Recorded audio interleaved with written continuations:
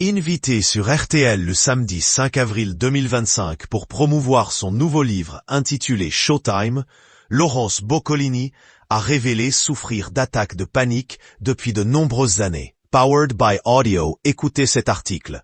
Une sensation de mort imminente, Laurence Boccolini se livre sur le trouble dont elle souffre depuis des années.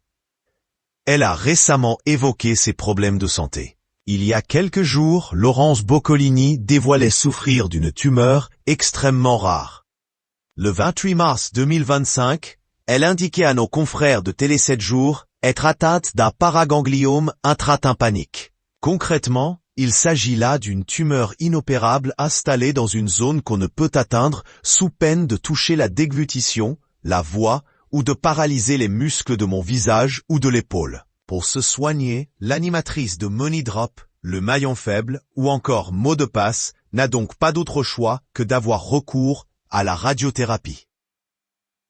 Alors qu'elle a sorti un nouveau livre, Showtime, aux éditions Calman Levy, le mercredi 2 avril dernier, elle en a fait la promotion dans On refait la télé, le samedi 5 avril sur RTL. L'occasion pour la mère de Willow d'évoquer un autre trouble dont elle souffre depuis de nombreuses années.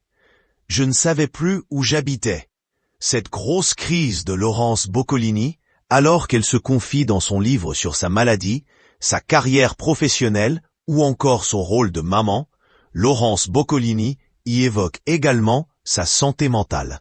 À la radio, elle a en effet confirmé souffrir d'attaques de panique depuis de nombreuses années et ne pas encore savoir comment y remédier. Celle qui a développé une mimique à la télévision a en effet témoigné d'une sensation de mort imminente. Au micro d'On refait la télé, elle a expliqué plus concrètement ce trouble avec lequel elle et de nombreuses autres personnes est obligée de vivre. Vous pouvez vous dire que vous n'êtes pas en train de mourir, mais votre cerveau vous dit « si ». C'est un truc de fou. Lorsqu'elle était plus jeune, Laurence Boccolini aurait même été victime d'une grosse crise d'anxiété en plein milieu de la rue, durant laquelle elle a totalement perdu pied. Je ne savais même plus où j'habitais, a-t-elle confié, et d'ajouter, en tentant d'expliquer aux auditeurs ce qu'elle a ressenti ce jour-là. C'est très compliqué, parce que ce sont des symptômes où les gens qui vous entourent disent « faut appeler le SAMU ».